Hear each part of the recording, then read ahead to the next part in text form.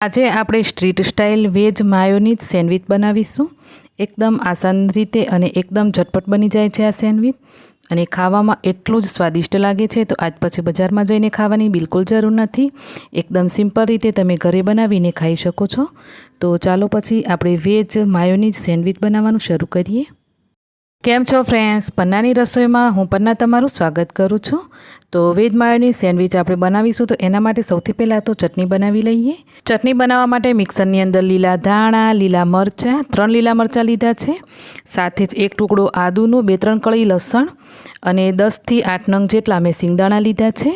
સાથે જ ચટણીના ટેસ્ટ પ્રમાણે મીઠું નાખીશું, 2 ચમચી જેટલું દહીં નાખીશું અને ચટણીનો કલર એકદમ લીલો જ રહે એના માટે 3 થી 4 જેટલા આઈસ ક્યુબ નાખી દેવાના। આઈસ ક્યુબ ના હોય તો તમે ઠંડુ પાણી પણ થોડું નાખી અને ચટણીને બનાવી શકો। તો ઢાંકણ બંધ કરી આપણે ચટણીને એકદમ મસ્ત એવી પીસી લેવાની। તો એકદમ લીલા રંગની અને એકદમ ચટપટી સ્પાઇસી ચટણી બનીને તૈયાર છે। તો હું આ તમને થોડું નજીકથી દેખાડું આ ચટણી કેટલી સરસ બની છે, આ જુઓ। તો બસ આ રીતે આપણે ચટણી બનાવી સાઈડ પર રાખી દઈશું અને હવે આપણે સેન્ડવિચ બનાવવાની તૈયારી કરીએ। તો મેં અહીંયા શાકભાજીને પહેલાંથી જ સમારીને તૈયાર કર્યા છે, જે આપણે સલાડમાં વાપરીએ એ શાકભાજી। તો એક બાઉલની અંદર 4 ચમચી સમારેલું કોબી, 4 ચમચી સમારેલા આપણે ગાજર લેશું, 3 ચમચી સમારેલી ડુંગળી, 2 ચમચી જેટલા સમારેલા શિમલા મરચાં લીધા છે અને 3 થી 4 ચમચી જેટલા સમારીને બીટ લીધું છે મેં। બીટની ક્વોન્ટિટી થોડી વધારે રાખી છે। થોડા સમારેલા લીલા ધાણા, 1 સમારેલું લીલું મરચું તીખું અને હવે શાકભાજીના ટેસ્ટ પ્રમાણે મીઠું નાખીશું। ત્યાર પછી 1 ચમચી જેટલા ચીલી ફ્લેક્સ અને 1 નાની ચમચી જેટલો ચાટ મસાલો અને 1 નાની ચમચી જેટલો જ આની અંદર આપણે મરી પાવડર નાખીશું। અને હવે આપણે આજે જે સેન્ડવિચ બનાવવાના એ માયોનીઝ સેન્ડવિચ બનાવવાના। તો મેં અહીંયા અમૂલનું માયોનીઝ જે વેજ માયોનીઝ આવે એ લીધું છે, એમાંથી આપણે 2 ચમચી જેટલું માયોનીઝ આ શાકભાજીની અંદર એડ કરીશું।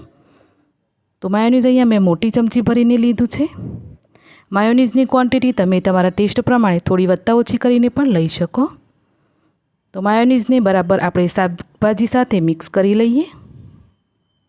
તો અહીંયા આપણું જે સ્ટફિંગ છે સેન્ડવિચનું એ બનીને તૈયાર છે। હવે સેન્ડવિચ બનાવવાની તૈયારી કરીએ। તો એના માટે મેં બ્રેડ લીધી છે। તો મેં અહીંયા મેદાની જે વ્હાઈટ બ્રેડ આવે એ જ લીધી છે, તમે આની જગ્યાએ બ્રાઉન બ્રેડનો ઉપયોગ પણ કરી શકો। તો એક સ્લાઇસની ઉપર આપણે ટોમેટો કેચઅપ લગાવીશું અને બીજી સ્લાઇસની ઉપર આપણે જે ચટણી બનાવી એ ચટણી લગાવીશું। ત્યાર પછી આપણું માયોનીઝ અને શાકભાજીવાળું જે મિક્સ છે એને આની ઉપર લગાડવાનું। તો અહીંયા શાકભાજીની ક્વોન્ટિટી જે સેન્ડવિચ બનાવવા માટે તમે વાપરો એ તમારા ટેસ્ટ પ્રમાણે થોડી વધતા ઓછી કરીને બનાવી શકો। તો મેં અહીંયા સારું એવું સેન્ડવિચની ઉપર આ સ્ટફિંગ રાખ્યું છે। હવે આપણે જે ટોમેટો કેચઅપ લગાવ્યો એ સ્લાઇસને એની ઉપર ઢાંકી અને ઉપરથી ઘી લગાવી દઈશું। તો મેં અહીંયા ઘીમાં બનાવ્યું છે સેન્ડવિચ, તમે બટર કે પછી તેલની અંદર પણ શેકી શકો। તો હવે જે સાઈડે આપણે બટર, ઘી કે તેલ લગાવી હોય એને પહેલાં રાખવાની અને આ રીતે તમે ભારે વજન રાખીને પણ સેન્ડવિચને શેકી શકો, કાં તો પછી આ રીતે ચમચાથી દબાવી અને સેન્ડવિચને ગોલ્ડન બ્રાઉન થાય ત્યાં સુધી શેકી શકો છો અને બંને બાજુથી અલટ-પલટ કરતા રહી અને બટર કે ઘી તમે જે લગાવી હોય એ લગાવી અને શેકી લેવાનું। તો ખાલી 2 થી 2.5 મિનિટ જેટલો ટાઈમ લાગશે અને આપણું સેન્ડવિચ શેકાઈને તૈયાર છે, આ જુઓ। તો બસ આ રીતે તમે ચાહો તો એને આ રીતે કઢાઈમાં પણ બનાવી શકો છો। હું તમને એક ગ્રીલરની અંદર પણ બનાવીને બતાવું। તવાની ઉપર મેં 2 બનાવ્યા છે અને હવે ગ્રીલરમાં એક બનાવી લઈએ। તો સૌથી પહેલાં ગ્રીલરને તમારે ગ્રીસ કરી લેવાનું, કાં તો પછી તમે સીધું બ્રેડની ઉપર પણ બટર કે ઘી લગાવી શકો છો। હવે આપણે સેન્ડવિચ આની ઉપર રાખવાનું અને એને બંધ કરી અને એને થોડું આ રીતે ફેરવતા જઈ અને શેકી લેવાનું। ત્યાર પછી બીજી સાઈડેથી તમે ઘી બટર લગાવી અને બંને બાજુથી એને આ રીતે પકડી અને જ્યાં સુધી સેન્ડવિચ સરસ એવું શેકાય નહીં ત્યાં સુધી આ પ્રોસેસ કરી લેવાની। તો ગ્રીલરવાળામાં પણ બહુ ટાઈમ નથી લાગતો। તો અહીંયા તમે જોઈ શકો કે ગ્રીલરવાળું સેન્ડવિચ પણ આપણું બનીને તૈયાર છે, આ જુઓ કેટલું સરસ બન્યું છે। તો બસ આ રીતે તમને જે રીતે ફાવે એ રીતે તમે સેન્ડવિચને શેકી લેજો। તો ચાલો પછી અહીંયા આપણા સેન્ડવિચ બનીને તૈયાર છે। તો સેન્ડવિચને હું તમને કટ કરીને દેખાડું। મારી પાસે જે ગ્રીલર હતું એ સાદું ગ્રીલર હતું એટલે સેન્ડવિચની ઉપર ડિઝાઇન નથી પડી। તમારી પાસે ડિઝાઇનવાળું જે ગ્રીલર આવે એ હોય તો તમે એનાથી પણ સરસ એવું સેન્ડવિચ બનાવી શકશો। તો અહીંયા તમે જોઈ શકો ફ્રેન્ડ્સ કે આપણા સેન્ડવિચ કેટલા સરસ બનીને તૈયાર થયા છે।